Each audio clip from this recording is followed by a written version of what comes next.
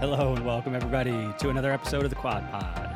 I'm Greg, joined by Rich, Marilyn, and James. How's everybody doing? Good. It's an honor to be on the show tonight. It's an honor to have you on the show tonight. James is coming up to us from behind the curtain. The Iron Curtain. How you feeling, James? Sick again. Another little illness? Yeah, I don't Case know. of the sniffles? Sniffles. Fast moving though. It's like I think is Yvonne sabotaging you so she could come back on the show? I think. That's, I was swimming behind her at the lake that day, so I don't know what was emitting from her, but she's fine. But I'm under the weather, so Well, hopefully you get back better soon, and then you can take that silly mask off. We want to see your face. not today. Everybody else is doing okay? For now. Yeah. Dealing with a little bit of a heat wave here in northern New Jersey. It was a bit. like 100 today. Very hot. Yeah, I was. Sounds really dumb, but I just forgot how hot summer gets. Because it's been so mild. Up to this point.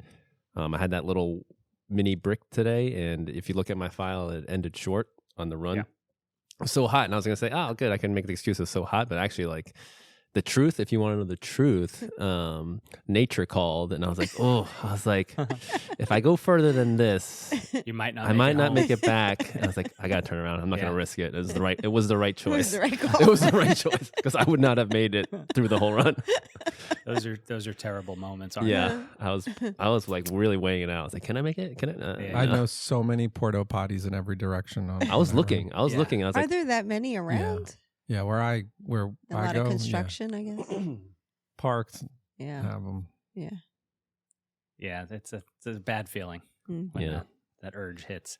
Yeah, Oh, I thought maybe you just had to get to work or something like just that. blame it on the heat. It was too hot. Called it. I ran this morning and it was pretty rough. It I was did just too. dripping off of me, Uh-huh. just pouring sweat. Yeah.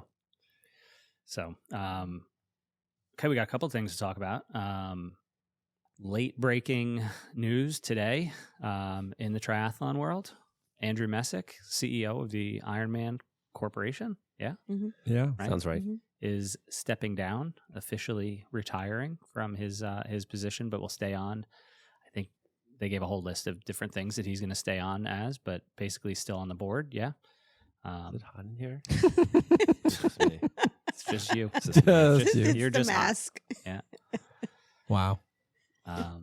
Andrew Messick gets you hot and bothered, maybe. It does. Hot button topic. Yeah. I mean, I feel like we've talked about him a bunch, and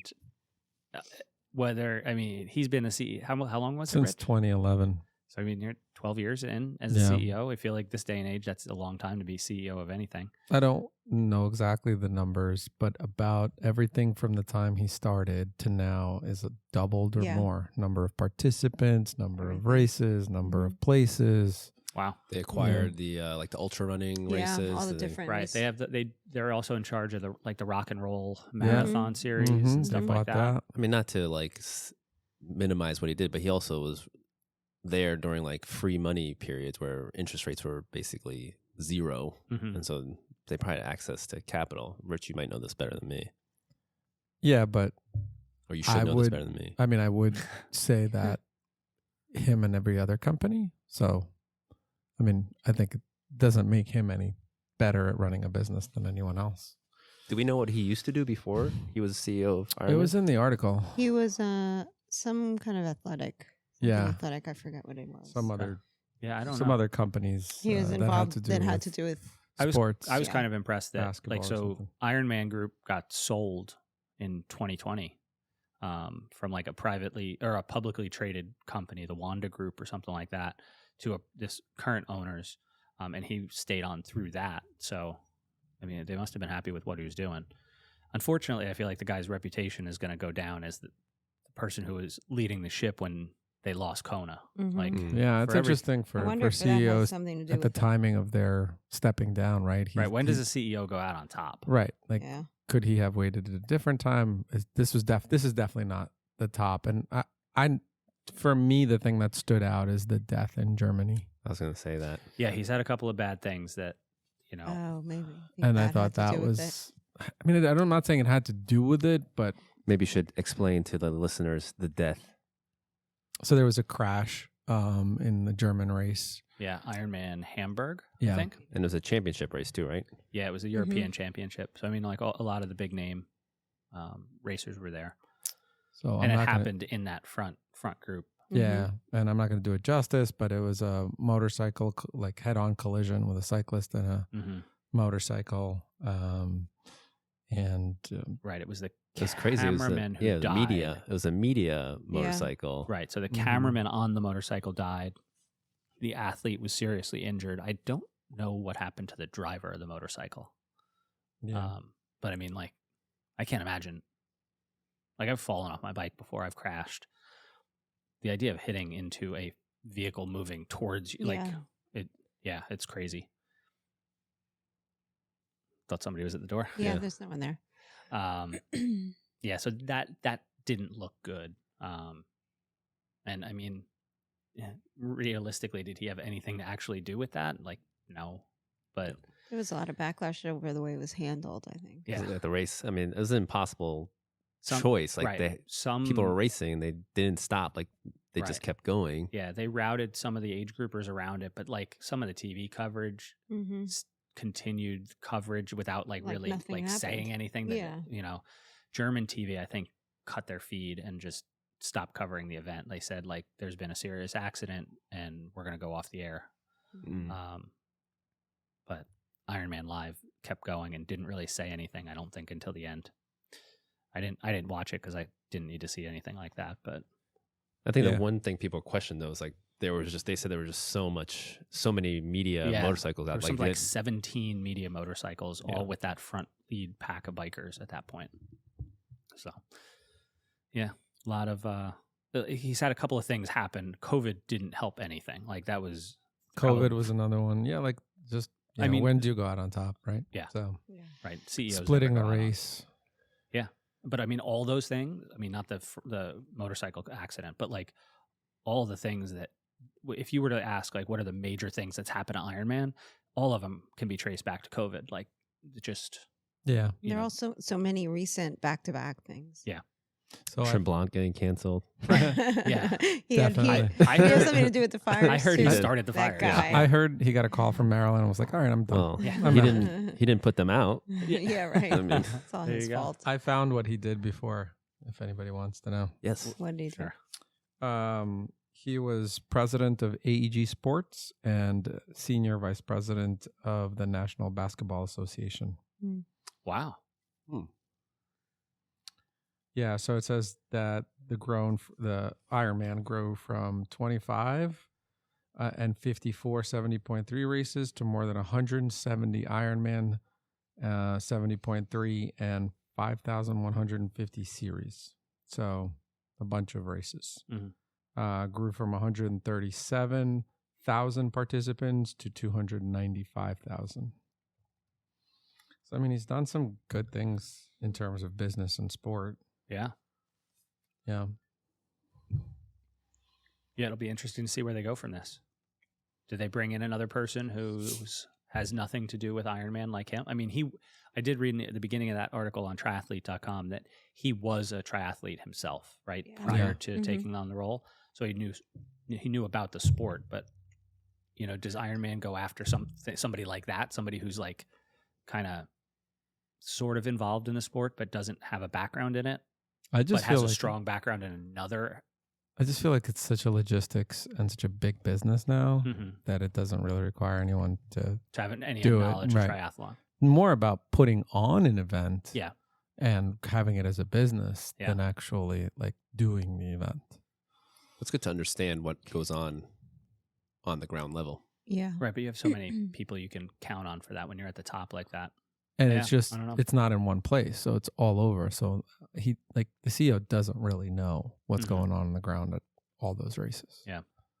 I just mean understanding the sport though. Right.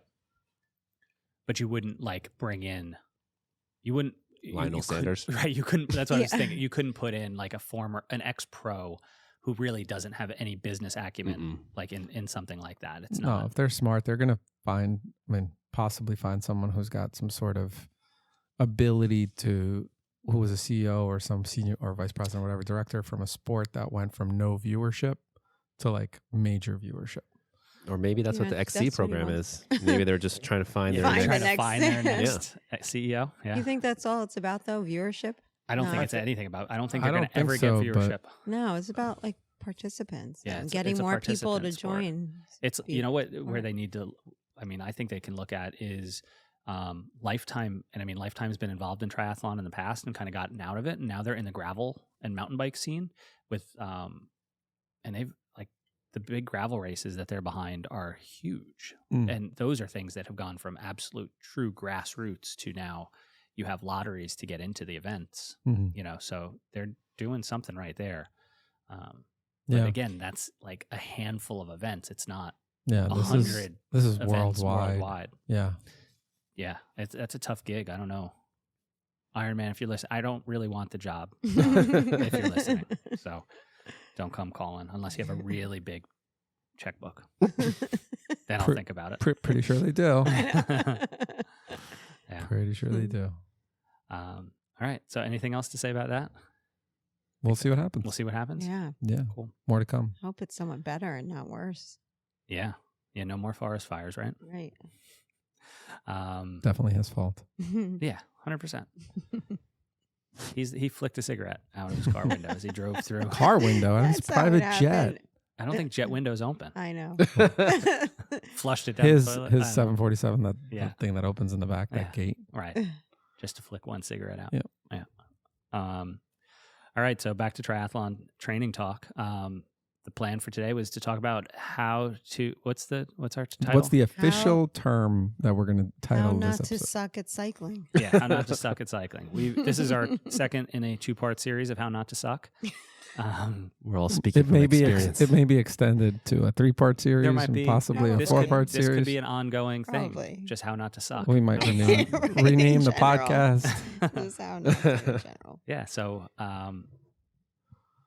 I don't know why, like, it's like swimming's so technique driven, right? So like how not to suck at swimming is like, it's not a fitness thing most of the time. It's a technique thing. Like if it get swim lessons, learn that technique. For another episode. Right. For another episode.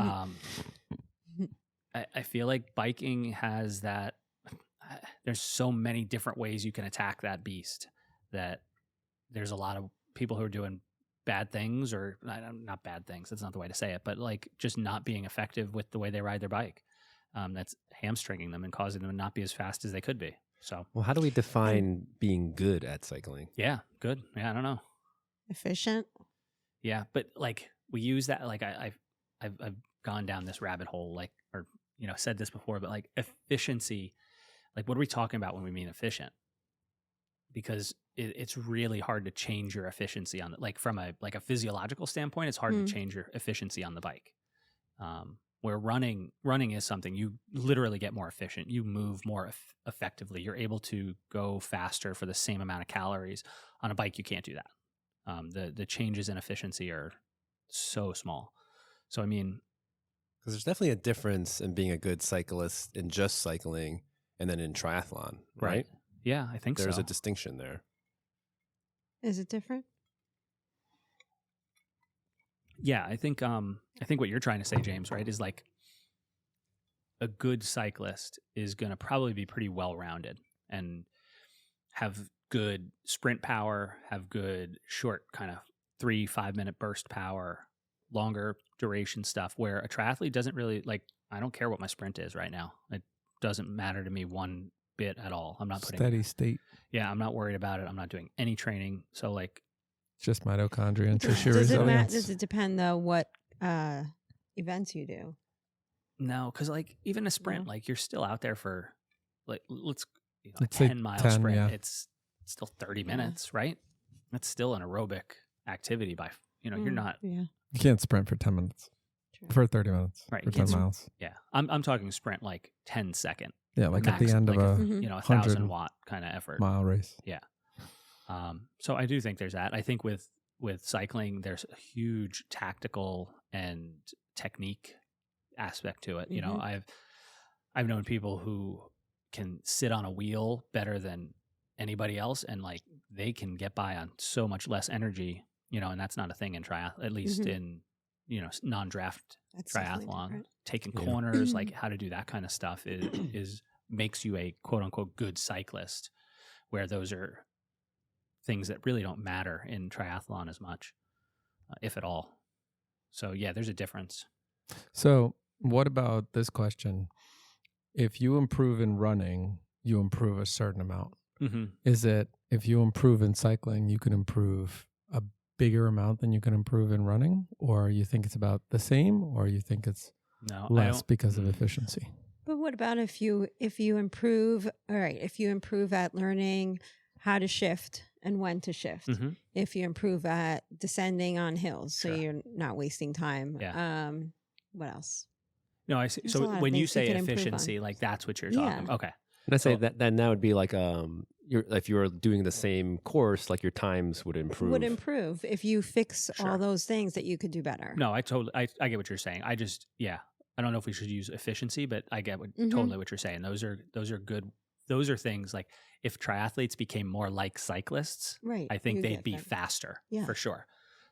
Being like you said, being able to take corners properly, carry your speed through a corner, know how to carry your momentum over a hill or into a hill and stuff like that. Those are going to all make keep pedaling. Like I see people where they just stop pedaling. You lose speed that way. Yeah. There's a lot of things like that. Those are like, I guess those are more technique kind of things. Yeah. Just basic fundamentals, but then getting really, really good at those fundamentals. And I think so many people are like, oh, we've all ridden a bike. You just get on a bike and you just pedal. But there are like little things that you could learn to do better. Yeah, you get on a bike and you just pedal. You could cover the distance that you're doing, but you're not going to cover it as well as if you improved on a bunch of things.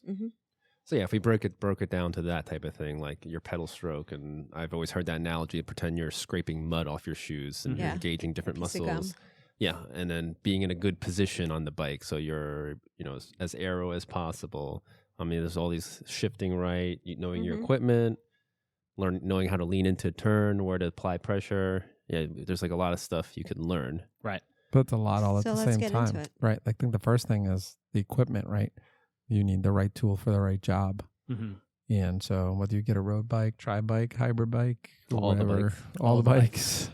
Gravel bike, fit, whatever bike it is, but just that it fits you right. Yeah. So here I'll say one quick thing. The way to do the best job of getting all those things you guys just said is ride outside and ride with a group, especially a group that's better than you. If you can find a group of cyclists, not triathletes, nothing against triathletes in general, but if you can find a group of cyclists to ride with, you will learn all those things we just said from just watching and riding with them. And, apprenticeship model, right? Yeah. And I mean, that's most local bike shops have got. Oh, James, what are you doing over there? Playing with a goose. Most of the local bike shops have Saturday morning rides, and they're more than happy to have you come out and join them. And listen, you'll probably get dropped the first bunch of times.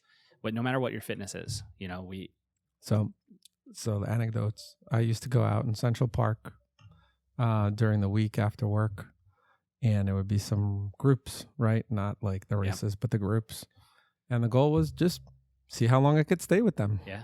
They would drop me very often, especially on hills in Central Park. It's like, okay, how do I get better at hills? You just do them over and over again. Right. But I mean, and even stay with the group longer. Even climbing hills, it's not just doing them. It. Right. It's like knowing how to do them, well with people. Like you learn, like say more words. Well, let's go down. Let's start. We keep talking about all the things. Let's start. Let's start with the bike. What bike do you get? What do you need? Okay, so that's where I was going. Thank you for bringing me back. Yeah, bring it back. Reel it in. That's what he was doing with his vodka bottle. Reeling you back because you could learn so much from riding outside and riding with people. I think a road bike is the right tool for the job 99% of the time. So what you're saying is when I got into tries and I went and I just got a tri bike and I stayed on that tri bike for 10 years before getting a road bike is wrong. Yeah. Well, I mean, it worked out for you, but like... Did it? I don't know. I guess it's impossible to say. Like, where would you have been on a road bike? But I do remember you complaining all the time. Yeah, about when I first met you. It hasn't stopped. Right. I mean, I'm still complaining. But you're complaining about different things because you have a road bike. But you were always like, I can't climb hills as good. I can't keep up on hills. I can't do. And for you, it was always it was the hills. Yeah, but like, the hills. Climbing hills was a tri bike is made to go fast in a straight line. Like, it's not made to be safe with a group of people. Like, it's not made to handle curves real well. It's not made to climb super effectively. But let's say you live somewhere where it's flat. Your races, you're only doing flat. But what I'm saying is that's if you want to become a good cyclist, that's not the way. Going out and riding by yourself is not the way to do it. So you're going to do some tries. You're living somewhere where it's flat. You're only, not going to do tries that are flat. Mm-hmm. You're going to get a road bike. As your first bike to get, I'm going to say a road bike. I would say try and find one that you can put clip-ons on. Koichi's got a road bike with clip-ons, and he seems to make that thing go pretty quick. Mm-hmm. It's not getting in the right position on it is important, but a road bike lets you do jumping ahead. Okay, road bike lets you do a lot more than a tri bike. So, what is the differences in a road and tri bike? God is different. Are we getting away from? We're getting away from the No, topic. we're getting there. Yes, that doesn't this tell is you like how a to 1 not to second suck. thing. Geometry. Yes, it does. Geometry. Yeah. Different muscle recruitment, position, Mm-hmm. Aerodynamics, all that stuff. There you go. So okay, that wasn't that long of an answer. It was like, I say, and a tri bike, like you say, is like a specific tool, right? Like a specialty tool for a specific situation. You don't train on it, really, right? Right. I don't. I take my bike out a couple times before a race. I do put it on my trainer though. It's on my trainer trainer bike. Okay. Just to get used to that position all the time. Yeah. It's on my trainer, and then outside's road. Right. So I mean, that's. I think most people would be better served on a road bike. It's more fun to ride a road bike, I think. I guess my only experience though is riding mostly around here, where there's hills and there's lights and there's curves and stuff like that. If I had to go ride in Maryland, where we were on dead straight roads, maybe, but still, I'd want to ride with people. Yeah, and you can't. Yeah, and like unless I've got a really good group of people that I'm very, very comfortable with, and I rode like those are the only people I ride. The ones you trust to like move out of the way of a snake so that you can run over it. Okay, like cool. I think I'd be way more comfortable on a road bike. Cool. I think a road bike's more comfortable to ride for long periods of time. Right. In a group. Like, so yeah, I'm going to say road bike. You're not going to change my mind. Let's bring it. I'm not trying to change your mind. I'm trying to get you to talk. Mm-hmm. Yeah. All right. So let's talk about the fit. Yeah. Okay. We'll get one that fits. Yeah. Bingo. How do you get one that fits? Go to a bike fitter. Or use an online tool, get your measurements, get an estimate. I feel like every company now has at least an online thing that will get you into the generally right size frame. So trust that. Trust your local bike. Like I know Canyon. You guys both have Canyon bikes, and I think they're really good bikes. As a first bike, I think you should go to your local bike shop, and let them put you on the right size bike. So let me just asterisk that and explain. Canyon does not sell through bike shop, right? Through bike shops. Right. So what he was trying to say is, whatever bikes your local bike shop has, they'll fit you onto those, which are probably not Canyon. So well, they're definitely not Canyon, right? But and if you're gonna, you can't at that point your first bike, like you can't be brand loyal. Like you go to your local bike shop, and if they carry Giants, you'll probably be on a Giant. If they carry Specialized, you'll probably be on a Special. And the difference between at the same price points, the bikes are really, really similar. Blindfolded, I don't think you'd be able to tell the difference. When I went, it was like a Trek and a Cervelo. Yeah. And the person I was with just said, "Well, you mostly see Cervelos at the tries." I was like, "Okay." Yeah. So it's just like it's just whatever it is. Like I have no idea. I think for your first bike, you should go to a local bike shop and you create a good relationship. They'll help you out. They'll put you on the right size. They'll fix things when most of them will take care of you for the first year too. Yeah, usually they include first couple of months or a year of the maintenance and stuff like that. So it's go to your local bike shop, get a road bike, spend whatever you feel comfortable spending, and ride it a lot. Because they're all usually very friendly to new people. Of course, you're coming in as you're willing to spend money with them. They don't judge you at all, and they make money off repeat customers. So. Yep. There's a bunch of local bike shops around, so usually you can find one pretty easily. Right. There's this thing called Google. Right. Because a bad local bike shop's going to go out of business like pretty soon. I was just thinking the other day that we should just, when we were at that coffee shop, and then all cyclists were going, I was like, man, we just need to open up a bike shop with a coffee shop. Perfect. Park Ridge, right? They have it, but it'd be fun. But he wants one named Next Level. Yeah. No. Oh, it doesn't have to be, but I was thinking if this was a busy enough road to have a coffee shop here and make it a bike stop would have been cool, but it's not busy enough a road for cyclists. You mean? For cyclists to come through. Yeah. I think that's why. I mean, we're getting off this topic. Sorry. But that's why I don't know if we've ever been on this topic. Is there a topic? I think that's why the 9W, like Strictly Cycles and all those do so well. Yeah. Right. Because that's a busy road. It doesn't matter if, I mean, I don't know. I think I've done like one thing there, but like, even if they suck, I'm sure they do well because like thousands. No, they're good. They're very Right. good. Yeah, it's a good bike shop. Yeah.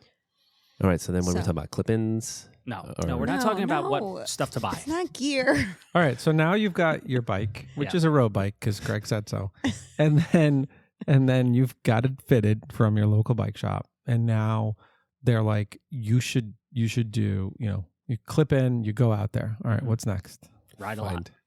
Find people to ride with. Find people to ride with that are better than you, and don't mind you having you around. There was like a pause, and don't mind you. Right? No, like you get better by riding with people who are better than you. Yep. So, and it's a great community. Of all the cyclists I've met, they're all wonderful. Like I've jumped on the best. Yes, but I've jumped on a lot of like in Central Park. I would just jump on whatever group it was, and they were fun. Listen, we're nice. grown ass adults riding around in spandex on ridiculously overpriced pieces of equipment. Hey, you want to come out and ride bikes today? We are a very small group of people. Like we need more, and we want to keep them in. Like treat new people nice, and they're gonna stick around, and you're gonna have more bike buddies to call up and say, "Hey, you want to go ride on Saturday?" Yeah. So, ride with people who are better than you. Ride with people who are willing to teach you, and you're gonna get better. And ride a lot, right? So what's next? When you're riding a lot. I read one thing in my vast research that if you want to just get overall good at cycling, just ride long rides every weekend, but they're talking 4 hours plus. Yeah. Over time, just 4 hours is the mark because you have to really. It was the same. I think the same concept as running and building your base. Yeah. Like you have to have a very strong aerobic base on the bike as well. So, and because there's no impact, it's easy to build that up to that time. Like, we don't really do rides quite that long because we're doing other training and stuff. But when I was riding only, that was Saturday and Sunday. It was like 4 hours on Saturday, 3 hours on Sunday, or 4.5 and whatever. It was 7-8 hours a weekend, and you get fit. It's surprising, and you can't really ride too hard when you're doing that much. Yeah. So, there'd be town line sprints or you'd jam up a hill and stuff like that, but it wasn't like we weren't trying to murder each other for 4 hours. So, so then the same article is a long 4-hour ride and then a couple key interval sessions during the week. Yeah. So the episode, and then recover in between so you can do it all over again. Right. The episode we listened to that Peter Tia did with San Milan. Did I get that name right? Yeah. Sam Long? He said to do the ones during the week, he said should be at least an hour and a half. 90 you want to build up to that. Yeah. Because you guys already started with 4.5 and 3.5 on weekends. Those are for people that aren't doing anything else. Yeah, so for people who aren't doing anything, just be consistent. Get out there and ride. Yeah. Right, do an hour during the week, do whatever 45-minute rides, and whatever then get you can do hour or two a weekend. Yeah, until you can do more. So that brings me to the that beginning question: what defines being good at cycling? Yeah, like do we use FTP then? Is that the benchmark? It's the number everybody migrated to for purity since it's a good power meters. It's a good dick measuring contest. Like, oh, mine's bigger than yours. Like, but you're right. It's not the be all end all. Right. Because a lot of the stuff you look on is how do you increase your FTP and then all these key sessions and the training methodologies for that. Mm-hmm. But is that what we should be focusing on to be a good cyclist? Right after our weekend rides, James always texts his maximum FTP on the ride. Always. He texted not your maximum FTP. My peak, just my peak watts. Just peak watts. Well, because I just had that one little burst on the ride. Did you hit a big one over 1,000? Not quite. It was 933. I'm a little out of shape right now. That's okay. That's when he was coming down with his mask wearing. We were cold. pretending we're in the Tour of France. I was, at least taking those King of the Mountain points. It was fun. It was so fun. Yeah, it was really fun. No, I don't think. I mean, FTP is a good measure of what you can do for a longer period of time, and it's kind of become that benchmark of where your aerobic fitness is at. But it doesn't. I don't think it's the measure of you being a good cyclist. Yeah. I think triathlon, it's probably a little bit more of a measure of how good you can be.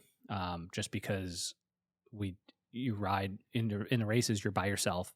It's a steady state effort. So it aligns. I bet FTP aligns a lot more closely with race performance, where in a road race or a criterium and on the bike, it's not necessarily going to be that way. Unless you're doing, like, you're watching the Tour de France now, like those guys going up 40, 50-minute mountain climbs, like that is kind of FTP driven and then recovery driven too. But yeah. But they're really good at surging and sprinting, some of them holding power. Some of them. It depends on, but that's what we were talking about. Like, it's in their goal. Yeah, their training is dialed in for all areas of that power duration curve, where we probably focus more on the longer distance stuff, so we don't have that ability to surge and go up way over. We're getting off topic. I know. Let's bring it back. So let's say you find a group to ride with, right? And you're riding in that group, and us around the table knows that when you're riding with a group, the group carries you a little bit, right? You can use less efficiency. You're in a peloton. What should be your thought process? Are you trying to just kind of stay with the group? Are you trying to take turns at the lead? Are you trying to move to different groups to see, which ones you are? Like, there's A rides, B rides, C rides. It doesn't make you better, though. It doesn't? Okay, go ahead. No, go ahead. I don't know. Does that make you better? Counterpoint. If you're riding with the group that way? I think it depends on how you ride with the group. Yeah. So going back to what Greg says, find people who are better than you. I think that'll make you better, but does it matter like where in the peloton you're riding? No. Oh. Okay. Yeah, I got what you're saying. No. But what I think riding in a group and all those things you brought up, it allows you to kind of grow within the group, right? So if you're new to the group and you're just starting out, it might take all that you can do to just hang on to the back of the group, right? Yep. You learn how to follow a wheel, you learn how to draft. You learn how to take corners fast. You learn how and when to shift and stuff like that. And your goal is pretty much like, don't get dropped. Come in with the group or get a little bit further on the ride or whatever it is. As you become better and better, you're going to find yourself naturally moving towards the front. And then one day you're going to be like, oh, shoot, I'm at the front. I'm getting to take a pull. And then you take that pull and you blow up and you get shelled off the back the first time it happens. And then you're like, okay. You sound like you speak from experience. It's funny how that happens.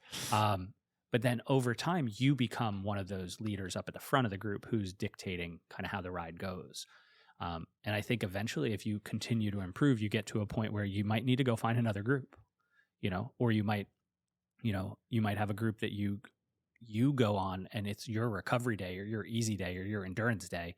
And you sit at the front at whatever your wattage is and you're just chilling. But there's some newbies in the back who are just starting their journey and they're like hanging on to the wheel forever. But then that that was Tuesday. Wednesday is the real hard ride where all the the studs there come is out. A Wednesday hard ride around here somewhere. I've heard about it. There used to be. Cyclesport does a bunch. Does their hard rides on Wednesday. There used to be a great ride out of the Glen Rock Duck Pond on Wednesday nights. We should it was called something. I forgot. Try them out one time. Yeah? On our tri-bikes. Oh, they won't let you. See where I said find a group ride that likes you and lets you show up? They won't let you. That's not going to be the way to do it. Not showing up on your tri-bike. So I think you can almost use that as a way to improve. Eventually you might get to a point where you are able to do things in that group ride as part of your workout. You'd be sometimes your goal is stay with the group. Other times you get to a point where you're strong enough where you can be like, okay, I'm going to work on 5-minute effort. So I'm going to go to the front and I'm going to go really hard for 5 minutes. And then I'm going to sit in the group and chill for the rest, And so how does that translate, if I can ask? back to your steady state try effort. So what are you learning? What are the skills you're gaining from those? Well, I think we're stick with the group, pull the group, be part of the group, do your 5 minutes effort. How does that translate to your tri performance? I think there comes a point where group rides are not the best way to develop fitness. And I think that's probably what you were kind of saying. Yeah, right, like group rides are great and it'll push you to be better. But what kind of things? I don't know. I think we should talk about the skills that you need to learn to make you better when you're in a race. So what are such some as of those skills? shifting your cadence, like learning proper cadence, all how to pedal efficiently. Mm-hmm. Okay. Give us one to start with. Okay, start with and things that you could train to make you better. Sure. So one of the things I read a lot about were training high cadence and low cadence to make you. Yeah. I've heard, and Greg mentioned it in one episode before, but it stuck with me, was I did this for a while and I didn't start out doing it. It's that you stayed in the small ring in front.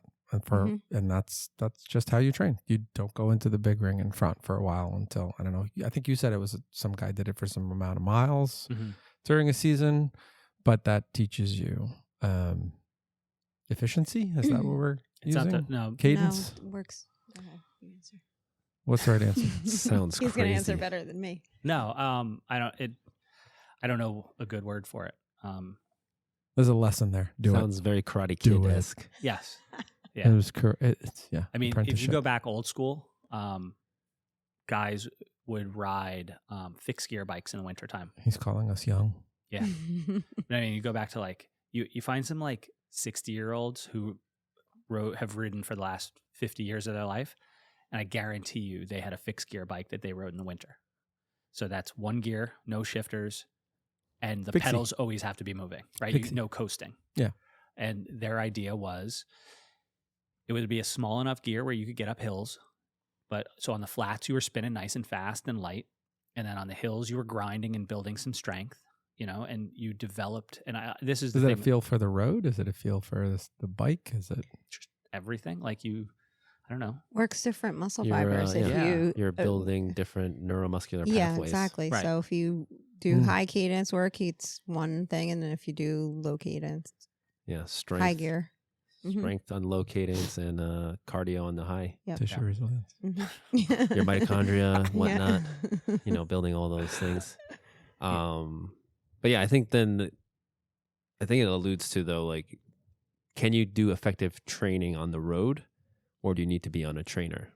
Well, where does the idea of a certain cadence being the most effective cadence come from? Lance Armstrong? Yeah, Lance really hyped that up. And I don't know if it's a specific cadence. It's just doing faster cadence versus low cadence, like under 70 and no hard gear. Yeah, I mean, I don't think there's one right cadence. One of the things I try to get anybody I work with to be able to do is apply big power at both high and low cadence, so like fast spinning, but still able to put out power, so like sprint kind of thing. You look at 120, 130 RPMs, but still be able to put out, 1,000 plus watts at that fast cadence. Or can you grind up a hill in a low gear and still put out high cadence and everything in between? And I think that's kind of what you were trying to get at, was like, if you do that, if you only ride on the trainer, you're going to get stuck in a rut, and you're going to find what's most, and at this point, efficiency is probably the right word. Like, you're going to find the most efficient cadence for you, whether that's 87 or 84. So wait, are you saying whatever. You're getting stuck in a rut, or you're finding your most efficient cadence? Those are, both. To me, those are the same thing.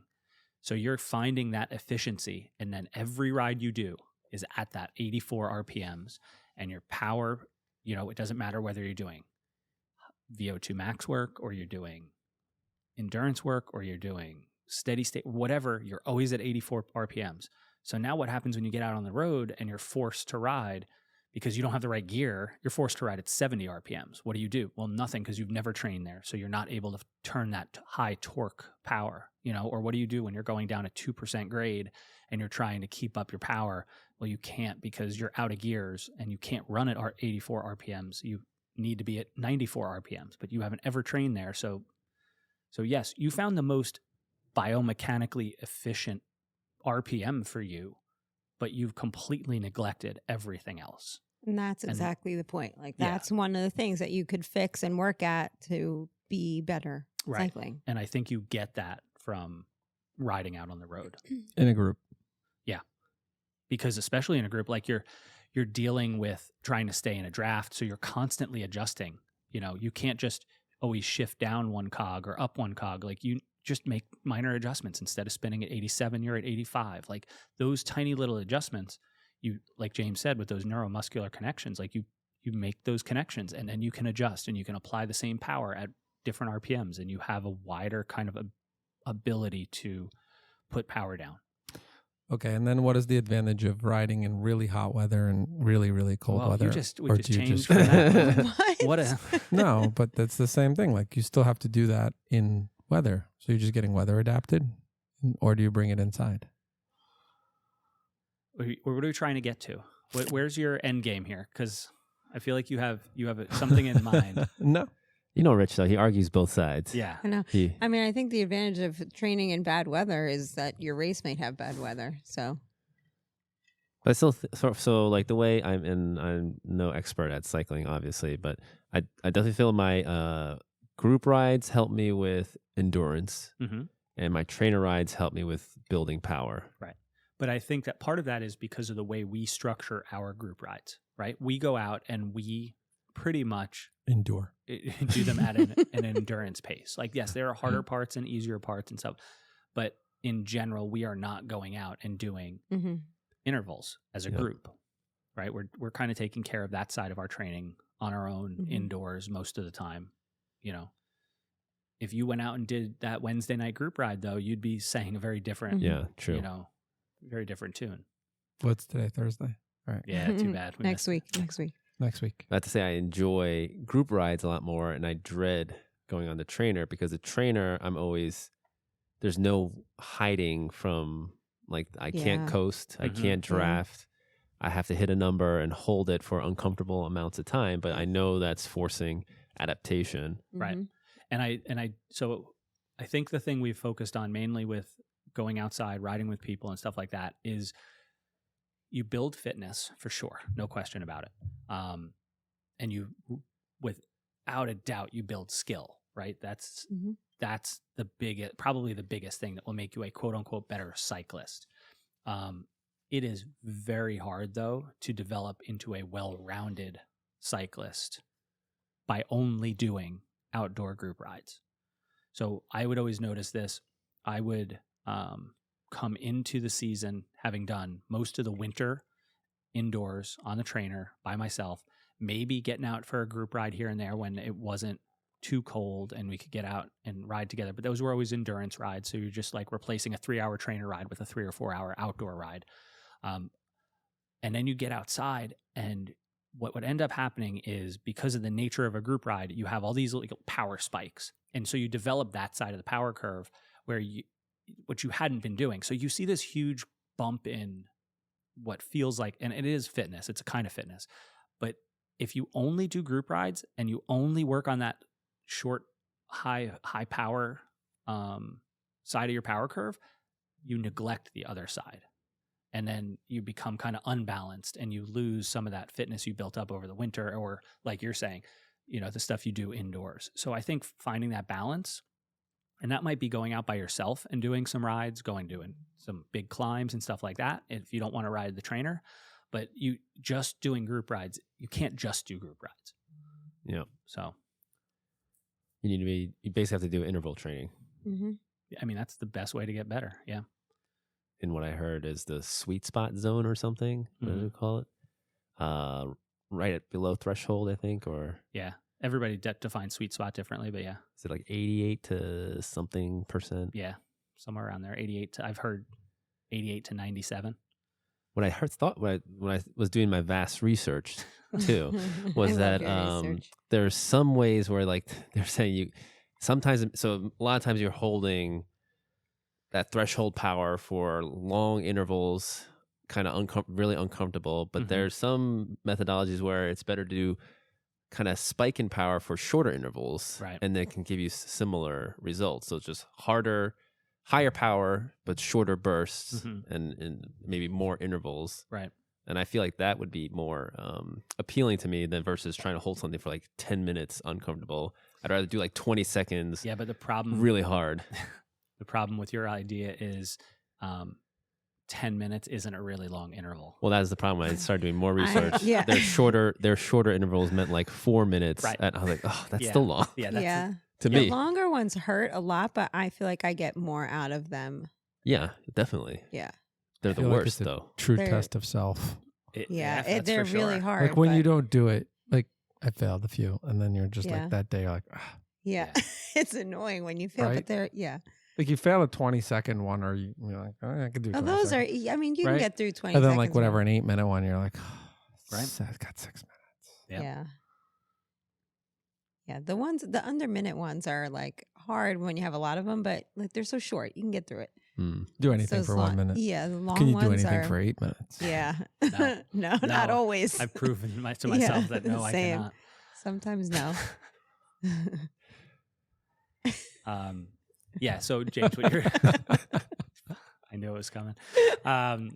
So what you were trying to talk about. Try to hold it back. Yeah, trying. Good try. It was almost there. Is the idea between polarized training and sometimes what's referred to as like, so if you do a lot of sweet spot work, and you kind of break it down into endurance, that middle zone, and then above FTP. If you do a lot of sweet spot, it's much more like a pyramid kind of shape. So you do very little work in the endurance zone, a lot of work in the middle zone, and not very much work above FTP.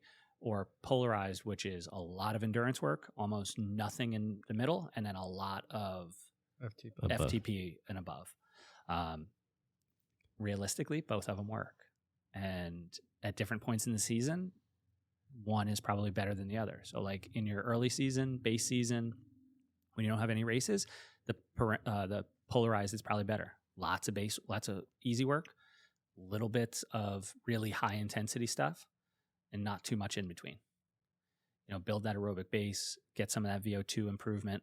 But then as you get closer to race season, for us, our races are in that middle zone. So you have to train in that middle zone. Ugh. Which, yeah, right. But like once you get good at it like that's the stuff that will make you faster. So could you tell our listeners a little bit about, just define for them if they don't know, what is the middle zone for them? Like, what are they thinking about? Okay, so middle zone is, so real quick, I like to think in kind of, and you can find, we've talked about this on the show before. Yeah, but just for this episode. 3, 5, 7 zone models, and everything in between, really. I like 3 zones. That's how my brain works, is thinking in 3 zones. So zone 1 is everything below your ventilatory or first lactate threshold. So we'll call it easy. The scientific literature calls it moderate. We'd call it just easy endurance work. Then the top zone, or zone 3, is FTP and above. And that lumps everything in together. And then the middle zone is everything between that. So everything between easy, so think about like where you first start breathing hard, where you maybe can't speak in a full sentence, up to FTP. So like first lactate threshold to second lactate threshold. That's exactly, yeah. The problem with what you said, though, is like, no, that's, you said, let me have it. Eventually you get better at it. But if your middle zone is moving up, so it's always going to be difficult. It's always going to be hard. Yeah. So as you get better, it's still going to be equally as hard. Your numbers are better. Sure. But the feel is not going to change. And it's kind of like this never ending suffering. Every time my FTP goes up, I'm happy. And then I'm like, oh crap. Yeah. Now look, all your numbers adjusted. Now all the workouts are going to be like really hard again. Yeah. So you got to sandbag the FTP test. Well, there is, if you, sometimes your FTP is too high for your training. And it's not your FTP. Right. Like you tested it, but I've had that. Right. And then like every workout after that seems just a little too hard this doesn't seem right. So like you again, that's one, like dial down your FTP. Yeah. Like it's, again, that's where it's not a dick measuring contest. And you, like, I don't even have one. Second time today. Drink every time he said that. But like, right? So who cares if you're like, well, maybe I'm not at X number of watts. Like bring it down 10 and see how that feels. Yep. And it will, based on personal experience, make a huge difference in the training, right? Like your FTP tested whatever it is, and then you're like, these workouts are hard, and you bring it down 10 watts and you start doing the same workouts for a period of time. You're like, this now feels like I'm building something. Yeah.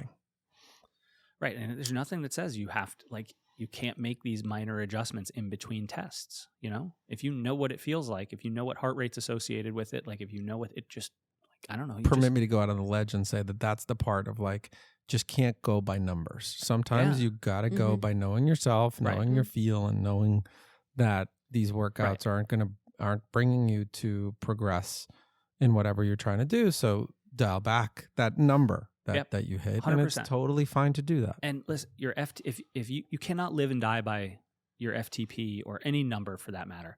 Like you have to understand that that's what it was on that day that you tested. It's not going to necessarily be that the next day or 2 weeks later or 4 weeks later or whatever. Like yesterday on the bike, I did I forget 5 by 4 minutes at, I forget what I started at, 103, 104% FTP. And I felt good. So I like bumped them up and I played a game with myself and I was like, okay, like on Zwift, if I find that I have to go up by 2 clicks to make a change on the Zwift number. So I'm like, okay, I'm going to go. I did the first one. I'm like, okay, heart rate really didn't go to where I thought it should. It didn't go because I did the same thing, but I did 4 by 4 minutes like the week before.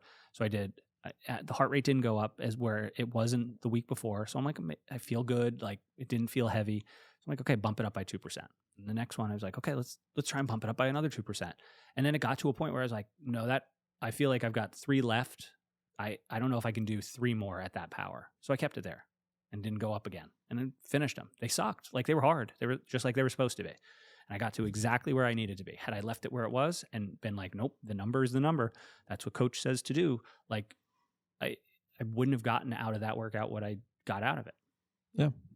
So I'm a huge believer into modifying for that particular day. Listen, people got fast as shit before power meters. So they had to have a way of doing it, right? Like they had to listen to what their body was telling them. And like you cannot be a slave to that stupid number on the screen. I think Greg brings up a good point, though. You guys are both saying the same thing, but he was holding himself accountable. Like he knew he had more in him. Yep. He could have done the number and then been just as many times as I've done that, I've done it the other way also, where I'm like I get on and I know like, okay, so let's pick a number. Like, let's say I have my intervals planned for 100% right at FTP. I know that I'm going to get pretty much the same adaptations if I'm at 95% FTP or 101% like whatever. If I don't feel good at 100%, I'm sure as hell going to dial it down to 95%. And I'm going to get pretty much, if not the exact same. That's good to know. Yeah. Well, it's better than not doing it. So I've done the same thing. I brought it down 5% because I have X amount of intervals left, and I'm like, there's no way I'm going to do all of them. So Are you actually changing the number, or you're just you can lower it on Zwift, and I just bring it down. Zwift has 5%. We'll bring it down maybe 5 watts, and that's sometimes enough. Also, that's what I was going to say. That 5% is not a huge change in wattage, depending on we talked about that when Yvonne was on the show. That like the spirit of the workout or whatever, right? Mm-hmm. Like, as if you have an FTP interval, FTP is not a number; it's a range, right? It's a zone. Tempo's a zone. You don't have to be at the very top end of everything all the time to get the benefit from it. Tempo is tempo. Like be somewhere in that range. Top end, bottom end, middle, whatever, it's fine. I think most people are trying to be or are always at the top end. Everybody's trying to push the top. And Liz, the guy who puts out the 80-20 stuff, I really like that whole idea. I think it's a little bit too like 80-20 specific. A little too 80-20 specific. But I followed one of those plans and I did the same thing. It was like, okay, zone 2 is 75 to, or whatever the percent is, 75 to 84%. And it was like, okay, do an hour at zone 2. So I programmed an hour at 84%. And it's like, over time, that gets too heavy. Like it was just too much because what was I, and then you have to think about like, well, what am I supposed to be getting out of this workout?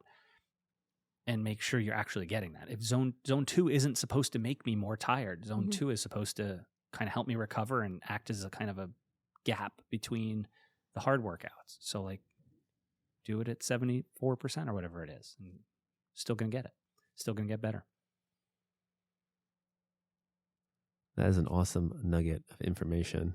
Because you didn't know you could do that. No, I mean, I don't execute perfectly, but I try to hit the number, and then I'm always a little bummed if like, oh, I was like 5 watts short of the number I was supposed to do. Or... And have I ever texted you, been like, what the hell was going on with that? You suck. Why were you? Yeah, no, 5 watts. You couldn't. Have you ever texted him, "You suck"? No. Well, I mean, maybe in jest, but never like, never anything that would hurt his feelings. Nothing negative. Yeah, usually nothing ever negative. No. You never got a slacker? I don't think so. If you've gotten a slacker, it's been a joke. You know that for sure. I'm kidding. I'm super compliant normally. Yeah. It's usually only when I get sick that I'm right. Yeah. So as I was doing my research, I also went the other way. Vast research. I mean, it's pretty vast today. I started looking up, well, what are some unconventional ways to increase your FTP? Okay. Like, what are things that are drugs are questionable? I mean, that wasn't one of them, but it probably is. But it's like questionable stuff. And I only found 2 good ones that were slightly questionable. But it was basically like gaming the FTP test. Sure. And one is... Well, can I tell you, everybody games the FTP test. Because do you know how you're supposed to do it? What do you mean by that? Yeah, you told us like you're supposed to do a 5-minute all-out effort before you do your 20-minute FTP test. Yeah, use up your anaerobic reserves. Yep. Nobody does that. But if nobody does that, then that's a different test, and that's a test in and of itself. Yeah, one that's statistically not accurate. Right. Yeah. But what about a ramp test? Because it goes back to the dick measuring contest. See, 3. Drink. What about the ramp test? Well, hold on. Let's hear James, and then we'll come back to that. So the first one I thought was interesting. It was like, it said change your crank length to the next size up. Wait. Dick measuring. For the FTP test? To increase your FTP. Oh, and that'll help your FTP be higher? A little bit higher. Supposedly, like you get a little more leverage or something. I was watching some... because it's a computer, like, right? So they're taking... I don't understand. That's still not your FTP. It's right. It's not your FTP. I was looking up... It's to get a bigger number so that you can wow your friends. Again, I was looking up unconventional ways to... See, but that's why those of us that don't have... don't do things like that. I was looking at some video, and this guy is cycling, and I'm like, something's off, but he just like, you can't tell. Did you see the guy with the 100mm cranks? And it was, and then I'm like, he looks on a regular bike, like he's riding a mini bike. It's got to be the crank. That's what was the difference. Like everything looked normal, but he like had a really short one? everything, and he had a short, his size was really short, Mara. Really short. His FTP was only like 12. I don't know, but then when I was like, that's what it was, and it was so funny. I saw it on Instagram. He's got some kind of like knee or hip issue. He can't fully extend his leg, so he has to use these. Oh, and we're making fun of him. No, we're not. It was awesome. It was like something's like, it looks like a regular cyclist, but like something like I can't tell. And I'm like, it's the crank. Yeah. So the second one, this one just sounds wild. So. Is there any benefit to you taking it off and putting it back on? Just take any it off, benefit please? to that mask? I don't want to get you guys sick. I'll feel bad if you go on. What's the second benefit? So the second throw me the second one. The night before you plan on taking your FTP test. Oh no. She's already laughing. She doesn't even know what it is. Because it's going to be something wild. Drink no water. Okay. Drink a lot of alcohol and eat a lot of red meat. So we should do FTP test on Fridays. I don't know. So you're dehydrated. Basically have no high water. on iron, I guess. What? And then I don't know. And I don't know that you absorb it that fast, but the alcohol you will absorb. And then what? And then you take your FTP. And then the next morning you're supposedly primed for an FTP test. Also, fun fact. That's every FTP test I've taken. It's the Russian way. Yeah, ever. I got nothing. Disclaimer, that was a joke. No. So, I don't know. I mean, there could be pre-race. Something to that. Let's throw out high numbers, high as shit. Let's experiment. Someone's got to try it. If one of our listeners want to try it, I'm going to have to do the other way. I'm going to have to be sober with no meat. Yeah. Sober, vegetables, and lots of water. Yeah, and not dehydrated. Yeah, but it was something it said have like no water in your body. What is the source of this? What's this source? I want to know. He doesn't even know. There was like 100 things on this list, and So they ranked extensive, them from what's like works to some things they didn't recommend. And this was the most. This was on the most not recommended. Like, they had that on the list, but they also had a separate list for not recommended, and that was on the recommended. No. It was all on the list, and they ranked them 100 different things to increase your FTP, and some were like highly recommended. And then let's start here. What was number one? Yeah, other than ride like your the bike boring stuff, like interval training, all that like stuff. The actual stuff that works. Get on a bike. Boring. I wanted to know, like, were there any hacks? Like, was there stuff like if you had 1 week and you had to increase your FTP by 20 watts or something? I bet is there a way? Yeah, I bet it's going to be no saddle. LSD. Take the saddle off. Take a crappy FTP test the week before. Yeah. Do Basically. the all meat alcohol fueled FTP test 2 weeks before, and then take the one that counts, and you'll be like 20 watts higher. So that was like basically what it was saying. Like you just game the FTP test. Right. So and that's why we should get away from calling it a test, right? Because you can pass or fail a test. Like you're not. It's just one metric of where you're kind of at. It's a measurement. And if you fake it, then when you go out on the road with other people and you suck, and they're like, "Hey, didn't you say you had a 500 FTP?" Oh yeah, but I had a T-bone last night. 6 vodka martinis. Like, so what good is a number if you can't, Stop laughing at me. T-bone. So it's almost as if we did aggressive group rides, like that would be the true test. Like, just say when, man. I'll drop the hammer. We did. We've done. It was fun this past ride. Yeah. For some reason, it was just like you keep rubbing it in on him. Yeah, it's fine. I wasn't. No. I'm just saying. Maybe that's why it was fun. I think because we're kind of far away from our next race, and all the rides before have been like very like this is the stimulus, like stick to it and don't veer out of it. And this one was just free for all. I think we did that on the way out, and then after the coffee shop on the way back, it was more like. A little bit hopped of fun. Up on some caffeine. A little bit of fun towards every hill. Yeah, those are fun rides. Yeah. Now, do you get a lot of fitness boosts from that? Not really, but they're fun. Mm-hmm. You get endurance boost out of it. I mean, depending on how long it is, right? Yeah. Oh, from doing just like an easy ride. Mm-hmm. And the hill, I mean, what was that hill up to 9W? That was not an hillside. Hill. Hillside wasn't That's easy. a good one. Yeah. Which one? Oh, yeah, that's a good hill. Right. So, I mean, we put in training. We didn't mess around on that hill. We didn't mess around. So I couldn't feel my arms or my legs. That was early in the ride, too. Yeah. That's the big thing I learned from watching like Greg. Because early on when I used to cycle, in my head, my thinking was just finish the hill as fast as possible so you don't have to deal with it anymore. So I would just surge up just to get it over with, not realizing I was just burning match after match after match.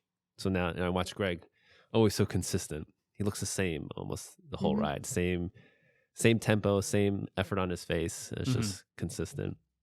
Me, I'm like up and down. An idiot. But it's fun to do that sometimes. Yeah, what I would always do when I was learning to ride is I don't know if I did this consciously or subconsciously, but I would notice who was strongest at the end of the ride. And that's who I like gravitated towards. So it's like that person's doing something right? Like everybody. How do you know who's strongest at the end of the ride? Like who's just not dying? Doesn't look destroyed. So okay. Well, we did. This was a good example when we did that 100-mile ride last summer. Yeah. Right. The last 5 miles were hard. Yeah. It's fun. Right. Those last 5 miles were hard and they were fun as hell. Like we were basically racing all out. I left whatever I had out there. Right. Yeah. Me too. Who look at who performed there. Like you. That. Yeah. But I didn't want to say that. But and then figure out why was that? Like, was I leading up hills? Was I attacking at mile 4, 12, 18? Like, no. None of us were, Greg. I was sitting None on of us. It was wheels. 100-mile ride. But after 100 miles and trying to race the last 4 It was good. or 5 It was was fun. hard. But yeah. I get what he's The saying. guy died I was in in the like B 2. group of that part Left. at that time. Yeah. Mhm. I looked at you and I was like, this better be the end because I can't. I think I won the B group though. Did you? Good for you. I remember passing Yale. I mean, come on. I was like the Greg of that part. Yeah. Congratulations. I'll just pat myself as being the dumbest geek for Greg, because at one point, like, I left it all out there and left the last mile for him. You just peeled off. He's just like, get out of the way. I don't not yell, but he's like, get out of the way. Okay. But Greg is good at, when we do our longer rides, like, you'll notice at the end, all of a sudden it's just like he starts speeding up. And right. You're like, and then you're just trying to get on his wheel because he's hit a new, like, he's got his second win there. No, you just blew it at the beginning. No. You speed up at the end. Right, because I still have something to speed up with. Yeah. Because I haven't used it up in the first half of the ride. You know? I have fun at the first half. I get my endurance in the first half. I get like that, you know. Yeah. Get that part done at the beginning. And then at the end, drop the hammer. I think that's why this week was fun, because we took it easy for most of the ride. It wasn't until we ate and had coffee that we... Yeah. Then hammers got dropped. Right. Yeah. Just a whole Koichi and I hammers. did the mile up and down the pier. That was fun. Yeah, that was fun. Hard. Yeah. The beginning of the pier, I'm all like, the people walking their dogs. Are like, there wasn't that many people, so I'm like, empty. we go after this dog. It's like, okay, just what? It was fun. Yeah. So we've totally taken it off the rails, right? With this one, What was the rails? I don't know. Where were the rails? I don't think we ever had one. So how to not suck at How to not cycling. suck. I mean, we've you got to have a tank. We've got dropped Build a your bunch of, tank, Yeah. right? Build the engine. Mm-hmm. Have a lot of gears. Be able to use them all. Go by feel. Yeah. Don't live and die by FTP. I think that's a big one. Yeah. Yeah. Mm-hmm. Because basically, what again, in my vast research, you could take someone Maybe who we has... should drink every time James says in my vast research. You could take someone who has, let's say, like a 300 watt FTP, but Yeah. you put them in, let's say, triathlete at 300 watt FTP, and you put them with a bunch of road cyclists on a group ride. They're getting dropped. He's going to get dropped, even though his FTP is high, because he's not used to surging or going X amount % over FTP. Like, they would operate in this one zone. So, yes, on paper, you look like a great cyclist. On the road, it would be totally different. Yeah. You talked a little bit about learning how to use your gears, right? Yeah. We spoke That's about a the big big one, ring. because it makes a big So tell us difference. more about that. Me? Yeah. Ask him. Was that something No, I've talked was that enough. something you struggled with in the beginning, or? Yeah, I always felt like I didn't know how to shift properly, but like you said, cycling with other people, like I watch you guys when you shift, and I've learned, I think. I don't know. So I've tell gotten us better at it. when to shift. When do you shift? What's the difference? When did you shift before, and when do you shift Like now? if you're approaching a hill and you go into little ring too soon, that's what I mean. Just start spinning out. It Yep. looks like funny. Exactly. And you waste time. I always feel like people shift too late. Yeah, I think Like- that's the More. the Like more when you're on a common hill problem. and you hear someone like, Oh yeah, it's like, that, ooh, or that. Yeah. you should have shifted earlier. Yeah. Like, be Mhm. prepared. Yeah, but I Yeah. think just from a fatigue standpoint, I think people don't shift early enough. Then they might, like you're saying, shift too big of a, Mm-hmm. a shift. And, realistically, when you go big to little ring is like the same as 2, maybe 2.5 gears in the back. So you do have to kind of time that out. Yeah. But I think most people don't realize how long a hill is going to take them. And so they just Right. dive into it and think like, oh, I'm just going to muscle over this. And then you can't. And then you can't. And then you go over the red line, and now you blow up before you get to the top. And it's just, it's like you throw a parachute out from behind you, as opposed to just, click down 2 gears, start spinning early, and then realize that like the best thing to do is power over the top, and, not try and like most people die 50 yards from the top of the hill instead of powering over the top of the hill. And like things like that, like you told me, most people get to the top and they slow down their cadence. Like those are all things that make you lose time. Mm-hmm. Big time. Yeah. And you work you so can- hard to get up the hill, and then you get to the top and you just, lost everything that you gained because you stopped pedaling. Right. The amount of time you keep by and not lose just by Mhm. keeping your Yeah. Mhm. So those are cadence things and that- speed on the top of the hill. Right. Those are things that once you learn them, they help you. Yeah. not suck. I mean, I've shared that on the podcast before. Like, I had a guy that when I started riding, I just followed him. He shifted, I shifted, and it was that easy. Like, he knew what he was doing. I didn't. So do what Pete's doing. Like, and that's easy. Because he knew he learned when to shift. So, your friend Pete? No, different Pete. Oh, I was going to say, that was a ride I died on. He made up a Pete. And again, at the end. This is one of the, remember I said, like, go find that 70-year-old? Like, Pete is my 70-year-old. Like, now I just got to go find one. Yeah. Find your Pete. I saw him a couple weeks ago. We were riding, I don't know if we were riding together or I was out on my own. And I saw him at like two of the guys I had ridden with 20 years ago, just on their way up to Piermont. And, it was good to see him. Fun fact. Later. Sorry, that was loud. Real loud. You are also the Pete to other people. And Koichi had mentioned he knew somebody that was volunteer at the race. Me and Koichi met him. And he called him you were known as Killer Keller. Yeah. Killer on the bike. Like, you were. That was Mikey Pagano. Mm-hmm. Yeah. So Mikey might have been playing things up a little bit. Mikey was like my my bellwether of how good I was riding because he's a tiny little guy. He might be your size. Maybe he's a little taller, but if I could climb with Mikey, I was in good shape. And that was like my, But I do. Yeah, we rode a ton together, and I remember because he's so small, like. He would use me the same way on like the flats. If he could sit on my wheel when we were riding on the flats, he knew he was in good shape. Like, so it was always fun. He said you would destroy people, take their souls. Take their souls. I tried. Collect a soul collecting ride. Yes, those were like those Wednesday night rides. That's what those were. So getting good at gearing, I feel like you learn it over time. You do. If you got to pay attention. Yeah, like I pay attention with people. I'm happy when we're riding and I shift and like I hear you guys shift at the same time. I'm like, okay, I did it right. It's funny with electronic shifting now. You hear everybody as everybody moves up into the big ring and just stuff. goes. Vroom, vroom, vroom, vroom.